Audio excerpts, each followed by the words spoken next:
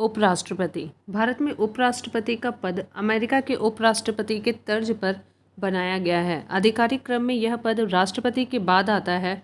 संविधान के अनुच्छेद 63 के अनुसार भारत का एक उपराष्ट्रपति होगा।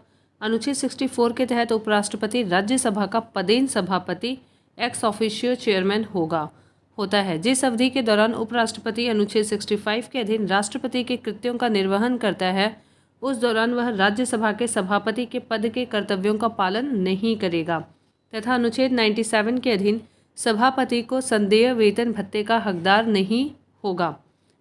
भारत के उपराष्ट्रपति का चुनाव संसद के दोनों सदनों के निर्वाचित और मनोनीत दोनों सदस्यों द्वारा किया जाता है। अनुच्छेद 66(1) के अनुसार उपराष्ट्रपति को निर्वाचन अनुपातिक प्रतिनिधित्व पद्धति के अनुसार एकल संक्रमणीय मत द्वारा होता है, जैसा कि राष्ट्रपति का होता है वैसा ही। अतः ऐसे निर्वाचन में मतदान गुप्त होता है। अनुच्छेद 66(3) के तहत उपराष्ट्रपति के पद के लिए योग्यता भारत का नागरिक हो, 35 वर्ष की आयु पूरी कर चुका हो, राज्यसभा का सदस्य निर्वाचित होने के लिए योग्य हो का उल्लेख किया गया है। अनुच्छेद 66(3) के तहत भारत के उपराष्ट्रपति को राज्यसभा के सभापति पद के लिए वर्तमान में 4 लाख रुपए प्रतिमाह वेतन 2018 के संसद के संशोधन अधिनियम के तहत 1 जनवरी 2016 से जो प्रभावी है दिया जाता है। उपराष्ट्रपति को उपराष्ट्रपति पद के लिए वेतन नहीं प्राप्त होता है, बल्कि राज्यसभा के सभापति के रूप में प्राप्त होता है। अनुच्छेद 67 के अनुसार उपराष्ट्रपति का कार्यकाल पद ग्रहण की तिथि से 5 वर्ष तक है। अनुच्छेद 67 क के अनुसार उपराष्ट्रपति राष्ट्रपति को संबोधित अपने हस्ताक्षर सहित लेख द्वारा अपना पद त्याग कर सकता है। अनुच्छेद 67 ख के अनुसार उपराष्ट्रपति राज्यसभा के ऐसे संकल्प द्वारा अपने पद से हटाया जा सकेगा जिसे राज्यसभा के तत्कालीन समस्त सदस्यों के बहुमत से परिचित किया है और जिससे लोकसभा सहमत है। उपराष्ट्रपति अनुच्छेद 69 में वर्णित प्रारूप में राष्ट्रपति या राष्ट्रपति के द्वारा इस निमित्त नियुक्त किसी व्यक्ति के समक्ष पद की शपथ लेता है। भारत के उपराष्ट्रपति एवं उनका कार्यकाल पहले हैं डॉक्टर सर्वपल्ली राधाकृष्णन 1952 से 1962, दूसरे हैं डॉक्टर जाकिर हुसैन 1962 से 1967, तीसरे हैं वीवी गिरी 1967 से 1969, गोपाल स्वरूप पाठक 1969 से 1974, बी.डी. जत्ती 1974 से 1979, एम. हिदायतुल्लाह न्यायमूर्ति थे ये 1979 से 1984, आर. वेंकट रमन 1984 से 1987, शंकर दयाल शर्मा 1987 से 1992, के. आर. नारायणन 1992 से 97, डॉक्टर के. कृष्णकांत 1997 से 2002, भैरव सिंह शेखावत 2002 से 2007, मोहम्मद हामिद अंसारी 2007 से 2017 और 13वें थे एम. वेंकैया नायडू 2017 से अब तक नहीं 2022 तक और 2022 से अभी तक हैं जगदीप धनखड़। प्रश्न कोश। पहला प्रश्न, भारत के उपराष्ट्रपति का निर्वाचन एक निर्वाचक गण के द्वारा किया जाता है जिसके सदस्य होते हैं संसद के दोनों सदनों के केवल निर्वाचित सदस्य, संसद के दोनों सदनों के सभी सदस्य। Option B. एक्सप्लेनेशन। संविधान के अनुच्छेद 66(1) के तहत उपराष्ट्रपति का निर्वाचन संसद के दोनों सदनों के निर्वाचित तथा मनोनीत सभी सदस्यों से मिलकर बनने वाले निर्वाचक गण के सदस्यों द्वारा आनुपातिक प्रतिनिधित्व पद्धति के अनुसार एकल संक्रमणीय मत द्वारा होता है। क्वेश्चन नंबर 2, भारत के उपराष्ट्रपति निर्वाचित होते हैं संसद के दोनों सदनों के सदस्यों द्वारा। Option C. क्वेश्चन नंबर 3, भारत के उपराष्ट्रपति का चुनाव किस तरह होता है? तो राष्ट्रीय स्तर पर सीधे चुनाव, राष्ट्रपति द्वारा मनोनयन से, लोकसभा के सांसद और विधानसभा के विधेयकों से सीधे चुनाव द्वारा, लोकसभा और राज्यसभा के सांसदों द्वारा सीधे चुनाव से। Option D. लोकसभा और राज्यसभा के सांसदों द्वारा सीधे चुनाव से। क्वेश्चन नंबर 4, निम्नलिखित में से कौन भारत के उपराष्ट्रपति का निर्वाचन करता है? तो यहाँ पे लोकसभा के सदस्य, राज्यसभा के सदस्य दोनों हैं, पहला और दूसरा। तो ऑप्शन ए, लोकसभा और राज्यसभा के सदस्य। अगला प्रश्न, क्वेश्चन नंबर 5, निम्नलिखित कथनों पर विचार कीजिए। इन कथनों में से कौन सा सही है? राष्ट्रपति की तरह उपराष्ट्रपति का चुनाव भी अप्रत्यक्ष होता है, सही है। राज्यों की विधायिकाओं के सदस्यों सदस्य दोनों के चुनाव में महत्वपूर्ण भूमिका निभाते हैं, ये गलत है। ऑप्शन कथन एक सही है, तो ऑप्शन ए। ऑप्शन ए, राष्ट्रपति की तरह उपराष्ट्रपति का चुनाव भी अप्रत्यक्ष होता है। इनके चुनाव में जनता प्रत्यक्ष भाग नहीं लेती है।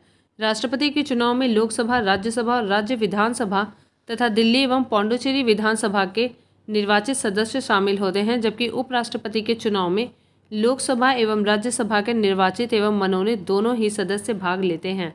राष्ट्रपति एवं उपराष्ट्रपति दोनों का निर्वाचन आनुपातिक प्रतिनिधित्व पद्धति के अनुसार एकल संक्रमणीय मत द्वारा होता है तथा ऐसे निर्वाचन में मतदान गुप्त होता है। इस प्रकार कथन एक सही है, जबकि कथन दो गलत है। नीचे दो वक्तव्य दिए गए हैं, एक को कथन ए तथा दूसरे को कारण आर कहा गया है। कथन ए, कोई व्यक्ति उपराष्ट्रपति निर्वाचित होने का पात्र तभी होगा जब वह राज्यसभा का सदस्य होने के लिए अहर्त होता है, सही है। उपराष्ट्रपति राज्यसभा का पदेन सभापति होता है, ये भी सही है। उपरोक्त वक्तव्यों के परिप्रेक्ष्य में निम्नलिखित में से कौन सा उत्तर सही है? दोनों ही सही है। आर ए का सही तरीके से स्पष्टीकरण भी कर रहा है, ऑप्शन ए। कथन की कारण द्वारा पुष्टि होती है क्योंकि अनुच्छेद 66(3) ग के अनुसार उपराष्ट्रपति बनने के लिए राज्यसभा का सदस्य निर्वाचित होने की अर्हता होनी चाहिए, जबकि अनुच्छेद 89(1) एवं अनुच्छेद 64 के अनुसार उपराष्ट्रपति राज्यसभा का पदेन सभापति होता है। क्वेश्चन नंबर 7, राज्यसभा का सभापति कौन होता है? तो ये उपराष्ट्रपति, ऑप्शन बी। क्वेश्चन नंबर 8, राज्यसभा का पदेन अध्यक्ष कौन होता है? उपराष्ट्रपति, ऑप्शन बी। क्वेश्चन नंबर 9, कौन सा कथन असत्य है? असत्य पूछा गया है। राष्ट्रपति पद के लिए प्रत्याशी की आयु कम से कम 35 वर्ष होनी चाहिए, सही है। उपराष्ट्रपति राज्यसभा का सभापति बनता है, ये भी सही है। उपराष्ट्रपति का चुनाव भारत का राष्ट्रपति करता है, नहीं। भारत के प्रथम राष्ट्रपति डॉक्टर राजेंद्र प्रसाद थे, ये भी सही है। तो ये कथन गलत है, असत्य है, ऑप्शन सी। संविधान के अनुच्छेद 66 के अनुसार उपराष्ट्रपति का निर्वाचन संसद के दोनों सदनों के सदस्यों द्वारा आनुपातिक प्रतिनिधित्व पद्धति के अनुसार एकल संक्रमणीय मत प्रणाली द्वारा होता है। अन्य तीनों कथन सही हैं। क्वेश्चन नंबर 10, उपराष्ट्रपति से संबंधित निम्न कथनों में से कौन सा सही नहीं है? उपराष्ट्रपति बनने के लिए व्यक्ति के पास जनता के सदन के सदस्य निर्वाचित होने की योग्यता है। दूसरा, किसी राज्य के विधायिका का सदस्य इस पद के लिए उम्मीदवार हो सकता है। उपराष्ट्रपति के पद का कार्यकाल उतना ही होता है जितना कि राष्ट्रपति का, और उसको एक औपचारिक महाभियोग द्वारा पद से हटाया जा सकता है। चौथा सही नहीं है और पहला सही नहीं है, ऑप्शन सी। उपराष्ट्रपति बनने के लिए आवश्यक है कि व्यक्ति के पास राज्यसभा के सदस्य निर्वाचित होने की योग्यता हो। इस प्रकार कथन एक गलत है। उपराष्ट्रपति को राज्यसभा में प्रस्तुत एवं सामान्य बहुमत से पारित संकल्प जिससे लोकसभा सहमत हो से हटाया जा सकता है। इस प्रकार कथन 4 गलत है क्योंकि औपचारिक महाभियोग से विशेष बहुमत की आवश्यकता होती है। कथन 2 और 3 सत्य हैं, अतः अभीष्ट उत्तर विकल्प सी होगा। अगला प्रश्न 11, भारत का उपराष्ट्रपति भारत का द्वितीय उच्चतम प्रतिष्ठित पदधारी है।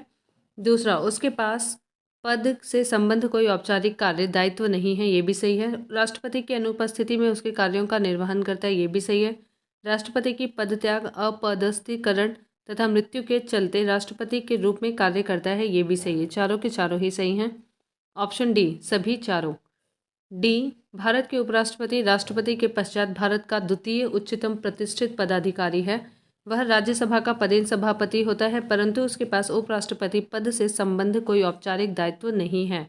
वह राष्ट्रपति के पदत्याग, पदच्युति अथवा मृत्यु की स्थिति या राष्ट्रपति के अनुपस्थिति में उसके कार्यों का निर्वहन करता है। इस प्रकार अभीष्ट उत्तर विकल्प डी है। क्वेश्चन नंबर 12, उपराष्ट्रपति को उसके पद से निम्न में से किसके प्रस्ताव के द्वारा हटाया जा सकता है? तो यह है राज्य परिषद के। ऑप्शन ए, संविधान के अनुच्छेद 67 के अनुसार उपराष्ट्रपति को राज्य परिषद अथवा राज्यसभा काउंसिल ऑफ स्टेट्स के ऐसे प्रस्ताव के द्वारा पद से हटाया जा सकेगा जिसे राज्यसभा के तत्कालीन समस्त सदस्यों के बहुमत ने पारित किया है और जिससे लोकसभा सहमत है, किंतु इस खंड के प्रयोजन के लिए कोई प्रस्ताव तब तक प्रस्तुत नहीं किया जाएगा जब तक कि उस संकल्प को प्रस्तावित करने के आशय की सूचना कम से कम 14 दिन पूर्व में उसे दे दी गई हो। क्वेश्चन नंबर 13, भारत के उपराष्ट्रपति को पदच्युत करने संबंधी प्रस्ताव प्रस्तावित किया जा सकता है केवल राज्यसभा में, क्योंकि वह राज्यसभा का सदस्य होता है, इसलिए राज्यसभा में, option D. Next question, question number 14, निम्न में से किस एक की अध्यक्षता ऐसे के द्वारा होती है जो उसका सदस्य नहीं होता है? ऑप्शन सी, राज्यसभा में उपराष्ट्रपति के द्वारा। राज्यसभा की अध्यक्षता सभापतित्व उपराष्ट्रपति के द्वारा की जाती है, परंतु वह राज्यसभा का सदस्य नहीं होता है। क्वेश्चन नंबर 15, नीचे 4 युग्म दिए गए हैं जिनमें वह सही युग्म बताइए जिसके दोनों महानुभाव उपराष्ट्रपति बनने से पूर्व राजदूत अथवा उच्चायुक्त के पद पर रहे हों। तो यह डॉक्टर राधाकृष्णन और VV Giri, option B. Explanation, Zakir Hussain Jamia Millia college के प्रिंसिपल एवं शिक्षा शास्त्री थे। डॉक्टर एस राधाकृष्णन 1949 से 52 तक USSR में भारत के राजदूत थे। वीवी गिरी 1947 से 51 तक सिलोन, श्रीलंका में भारतीय उच्चायुक्त के पद पर थे। KR नारायणन ने भी चीन में राजदूत 1976-78 में रहे। इस प्रकार प्रश्नगत विकल्पों में विकल्प बी सही उत्तर है। क्वेश्चन नंबर 16, निम्नलिखित में से किसने भारत के उपराष्ट्रपति का पद संभाला है? तो ये यहाँ पे हैं मोहम्मद हिदायतुल्लाह थे जो कि मुख्य न्यायाधीश थे, फरुखुद्दीन अली अहमद नहीं, नीलम संजीव रेड्डी नहीं, शंकर दयाल शर्मा थे पहले और चौथे, option B. Next, Mohammad Hidayatullah वर्ष 1979 से 84 के मध्य तथा डॉक्टर शंकर दयाल शर्मा वर्ष 1987 से 92 के मध्य भारत के उपराष्ट्रपति रहे। फखरुद्दीन अली अहमद तथा डॉक्टर नीलम संजीव रेड्डी भारत के उपराष्ट्रपति नहीं रहे थे। इन्होंने सीधे भारत के राष्ट्रपति पद को सुशोभित किया था। क्वेश्चन नंबर 17, निम्नलिखित कथनों में से कौन सा सही नहीं है? संविधान संशोधन विधेयक संसद के दोनों सदनों द्वारा अलग अलग विशेष बहुमत से पारित होना चाहिए, सही है।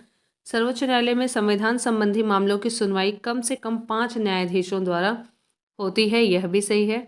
आगे देखते हैं। प्रेस की स्वतंत्रता, मूलाधिकार, वाक स्वतंत्रता और अभिव्यक्ति स्वतंत्रता में सम्मिलित है, ये भी सही है। जाकिर हुसैन भारत के प्रथम उपराष्ट्रपति थे, ये गलत है, ऑप्शन डी। प्रश्नगत कथन डी सही नहीं है क्योंकि भारत के प्रथम उपराष्ट्रपति जाकिर हुसैन नहीं बल्कि एस राधाकृष्णन थे जो वर्ष 1952 से 62 तक इस पद पर रहे। डॉक्टर जाकिर हुसैन भारत के द्वितीय उपराष्ट्रपति व्यक्ति अनुसार थे जो 13 मई 1962 से 12 मई 1967 तक इस पद पर रहे। क्वेश्चन नंबर 18, मोहम्मद हामिद अंसारी का भारत के उपराष्ट्रपति के रूप में क्रमांक है 12वां, ऑप्शन सी। मोहम्मद हामिद अंसारी का भारत के उपराष्ट्रपति के रूप में व्यक्ति के अनुसार क्रमांक 12वां था।